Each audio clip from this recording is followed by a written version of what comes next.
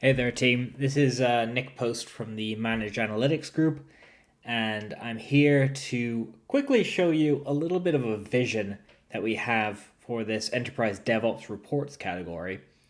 And I wanted to get some feedback as I'm sort of midway through creating this vision and see what everyone thinks. So I just quickly wanted to say that for some context, the target persona we're focusing on here is Dakota, who is a application development director. So Dakota is looking to speed up their DevOps transformation. They are typically reporting to leadership and management on progress of their DevOps transformation. And they're also looking to provide some direction and set goals for their teams who report up to them. So we expect that this application development director, Dakota, will be in a large enterprise organization, and they'll be using a tool like this on a monthly basis to improve goal setting, hone decision making, and drive their organization's DevOps transformation forward.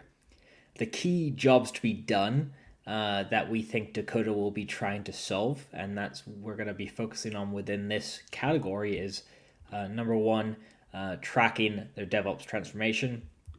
And then some sub jobs underneath this are understanding organizational usage of DevOps tools, such as GitLab, benchmarking across teams on performance and adoption, and then also identifying opportunities for improvement when it comes to performance and adoption. So 2, 3, and 4 are sub jobs of this key one right here. So I will now jump into the prototype, which is available here. But what we have here is an instance level view of an enterprise DevOps report.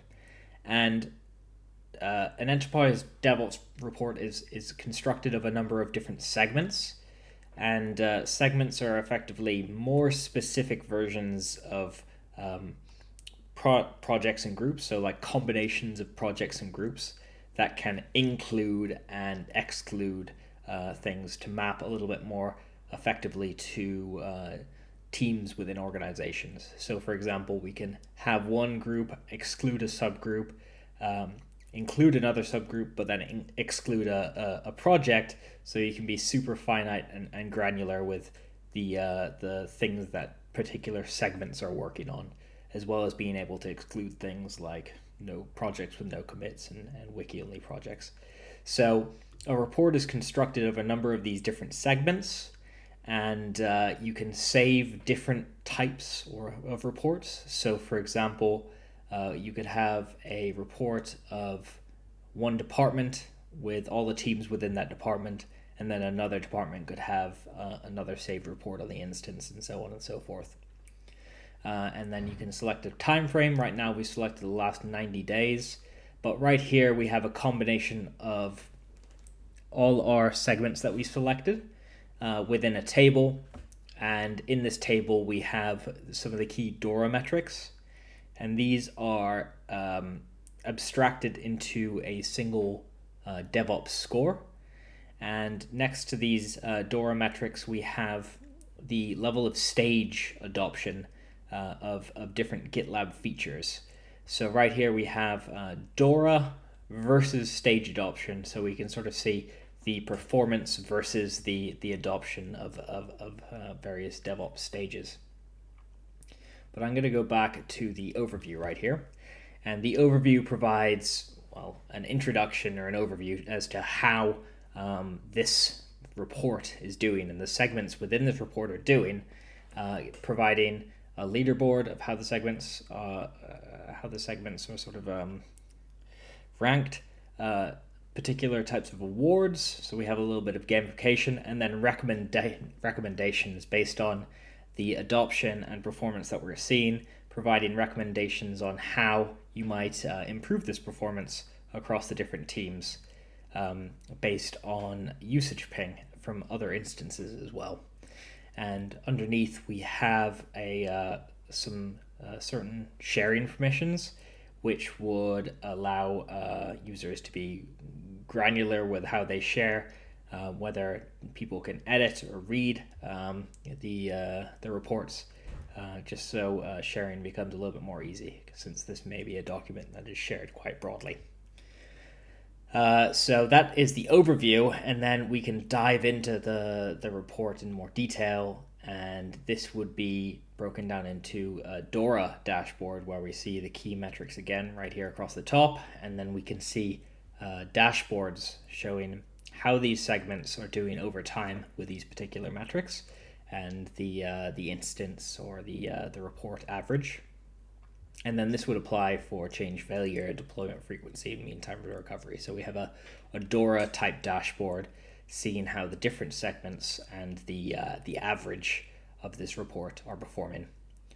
And then we can see the adoption, which we don't have a dashboard here, but it would be broken down into different stages of the DevOps lifecycle, showing which features have been adopted, how they've been adopted over time, and then which of these segments are adopting these different tools. So effectively providing a little bit of insight into which teams are performing better than others, and why that may be.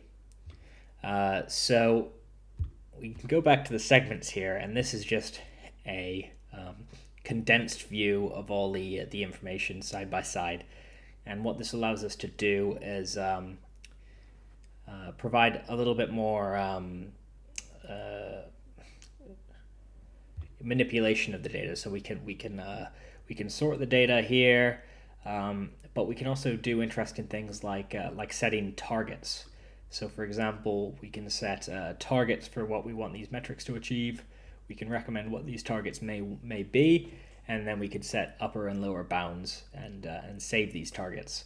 And then ideally what this would do is not only show the targets within these reports, but also somehow feed these targets to the developers so they can see what they should be trying to achieve, and in turn that would appear and manifest in the context of their workflow. So you can then go ahead and edit these segments and set targets and delete segments, and then for each of these segments we could eventually drill down into a more granular segment-specific report, which would follow a similar pattern, but just be specifically targeted on this one segment, so you have a very granular view on how it's performing. So that's it. That's Enterprise DevOps Report category vision. Very interested to hear people's feedback on this, what they think about having DORA metrics in context of adoption metrics, and what they think of how this works together with regards to the navigation, the flow, and the content that you're seeing. So yeah, thank you very much for listening, and I can't wait to hear what you have to say. Cheers.